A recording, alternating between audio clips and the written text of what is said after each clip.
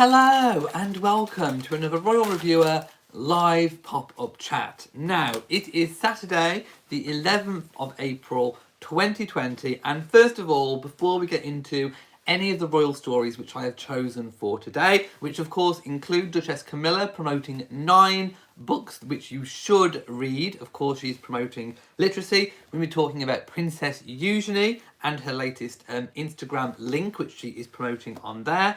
And also we're going to be looking at how the Cambridges are promoting the NHS Lanarkshire staff's compilation which they have made. We'll get into that in a moment. But before we start, I want to explain about the 2 previous live chats to this one.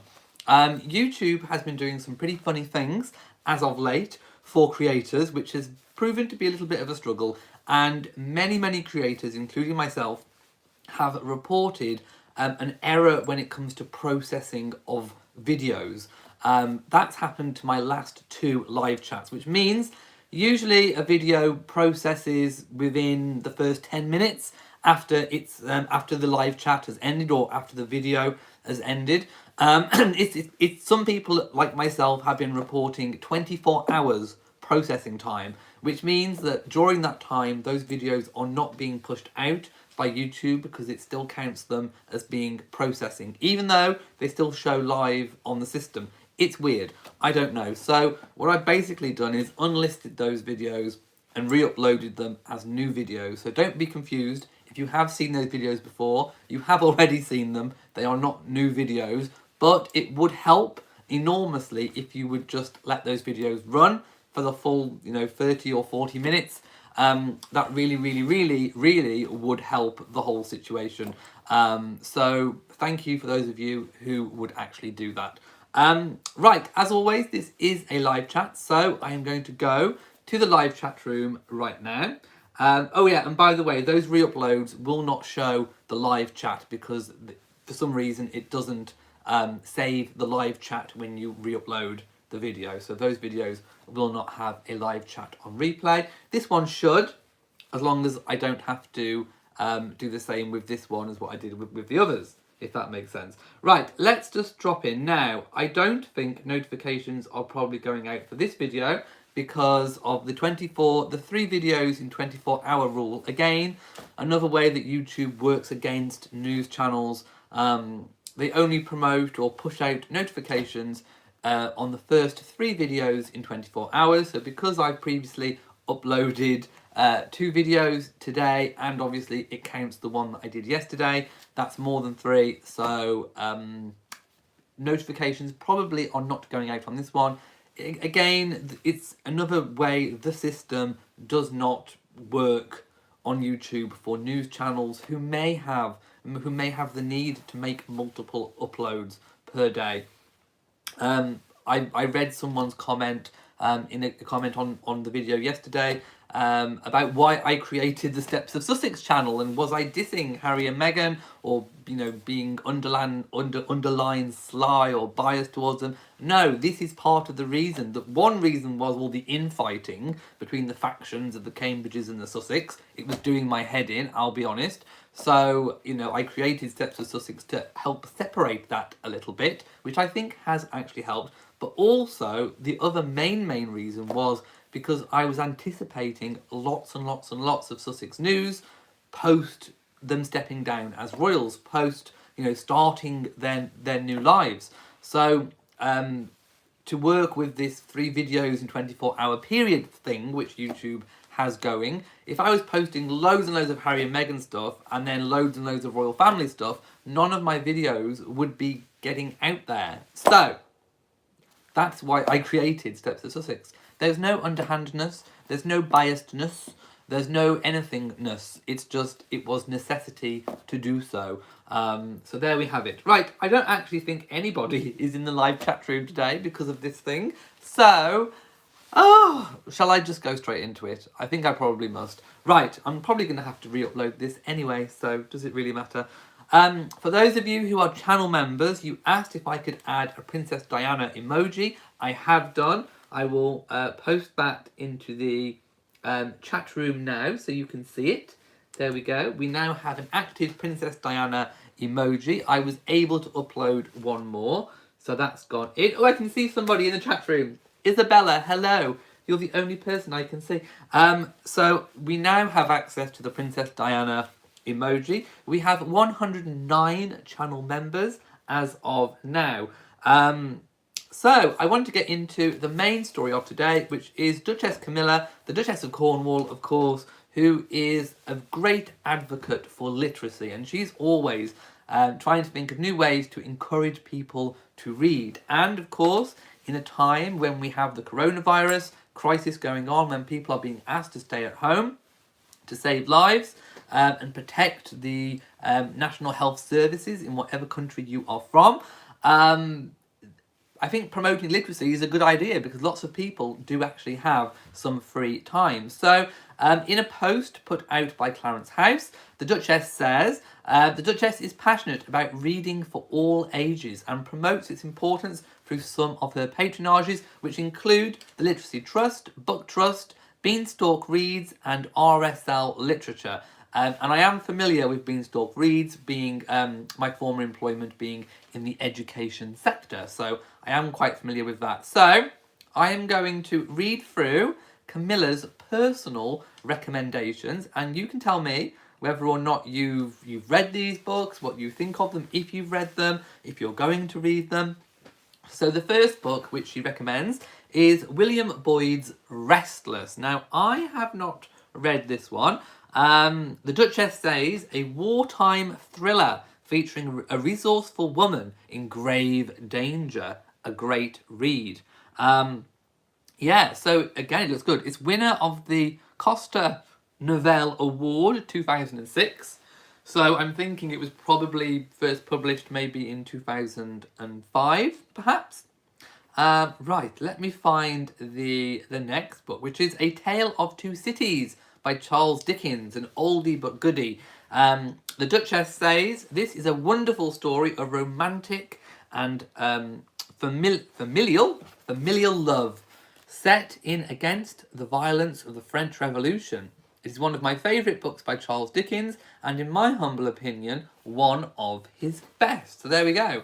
One of Camilla's favourite books is A Tale of Two Cities. Moving on, she is promoting Susan Hill's books, and they are a series of thrillers. So she says, Simon Sorella, Susan Hill's brilliant detective, I have not read this, so this is new to me, is the central character in the great writer's crime fiction novels, and there are a lot of them. So if you like crime fiction, do check out those. There is a whole series of books. There's a photograph I can see of at least 6 of them. Next is one, a series that I know about. I know about Philip Pullman's his Dark Materials trilogy, and he has written a recent kind of companion book called The Book of Dust Volume 2. Obviously there is Volume 1, and this one is called The Secret Commonwealth. The Duchess says, I have enjoyed every book that Philip Pullman has written and have followed Lyra through all her trials. Oh, my goodness, Camilla likes his Dark Materials. Wow. This book, the second in the trilogy of the Book of Dust, is no exception as we immerse ourselves in this fantasy's mystical adventures. Storytelling at its best. Wow. So I bet Camilla is probably enjoying the dramatisation which has recently been on television.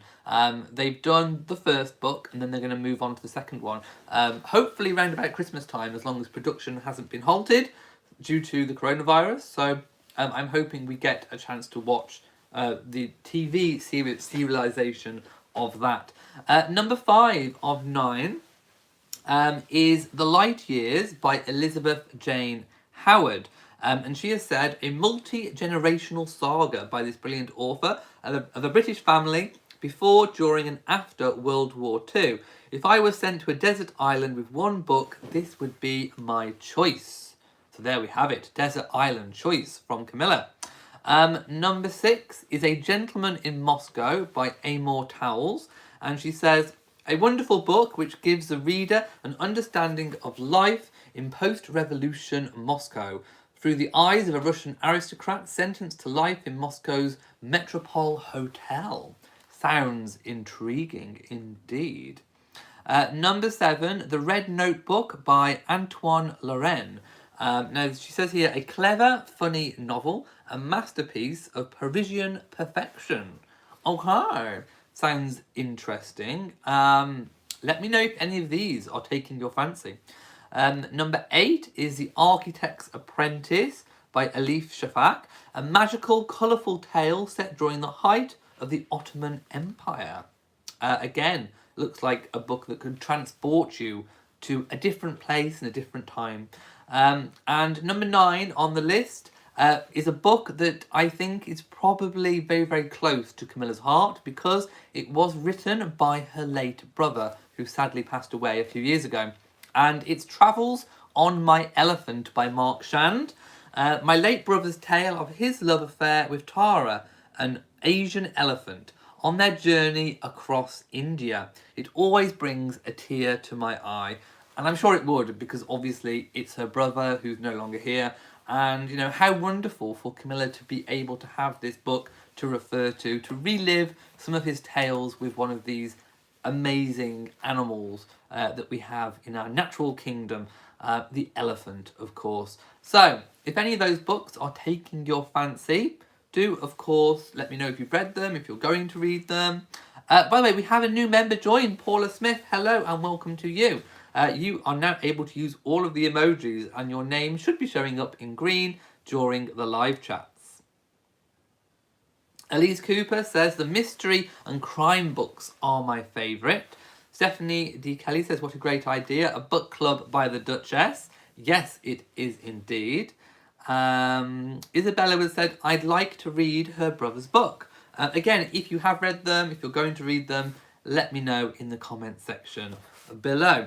Right, the next piece of news I want to talk about is Princess Eugenie. Now, on her, she has an Instagram account, and she has put a link into her description, and it is to a Just Giving account. So what I'm going to do is post that link for you now.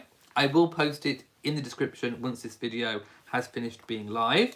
So you can take a look if you want to donate to this cause. So this cause, which she is supporting, and it shows a picture of medical health staff saying, we need your support. The Royal National Orthopaedic Hospital's Charities COVID-19 Support Fund. So let me just scroll down to the bulk of where I can read what all of this is about. So the purpose of this fund is to help the RNOH's clinical staff in any way possible, from providing meals to purchasing essential equipment items to supporting mental health in a time of crisis. And there is a registered charity number, so it is a proper charity. So the story behind this is that this is a uniquely challenging time for the Royal National Orthopaedic Hospital, and of course Princess Eugenie has a great affiliation with this hospital because she herself had orthopaedic surgery to correct the curvature of her spine, scoliosis, earlier in her life. And of course she showed off rather famously those scoliosis surgery scars, those corrective scars, when she wore her wedding dress with a very, very low cut back, because she said that is what has made her who and what she is today. And she is, of course, really proud to show off those scars.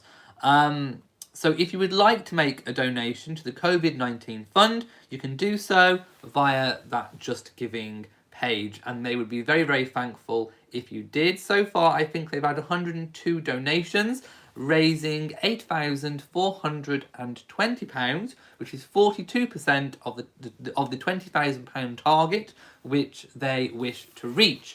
So of course, if you feel like donating, please go ahead and do that. I'm sure any help would be gratefully received from them.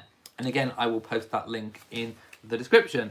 And the final news story which I have today comes courtesy of the Cambridges via their Kensington Royal Twitter account, and they're actually sharing and promoting NHS Lanarkshire's it's not a charity single, but you can find the full version of this on their website, and I will share the link now to their post. They have made a version of the charity song "Lean on Me," and they've made it through video links. So there's lots of different kind of a compilation video of their different windows of the staff singing "Lean on You." And it does sound amazing. I've listened to it. You can find the full version on their website, but I will share the link, of course, to this tweet so you can go and find it. The Cambridges, of course, saw this and wanted to promote it. They have said, "We all need somebody to lean on." So thank you to the NHS Lanarkshire staff choir for this beautiful rendition of the Bill Withers classic "Lean on Me." So there you go. You can also go and find that there. Right, okay. I'm going to go now and see if this video uploads any quicker than the others. Let's just see if YouTube has resolved all of the issues it's been having as of late. So if you have enjoyed this video, short and to the point, please give it a big old thumbs up. Don't forget to share on social media, and also do hit the bell so that you know whenever I upload a new video. So from me in Shropshire, mwah to you all, and goodbye.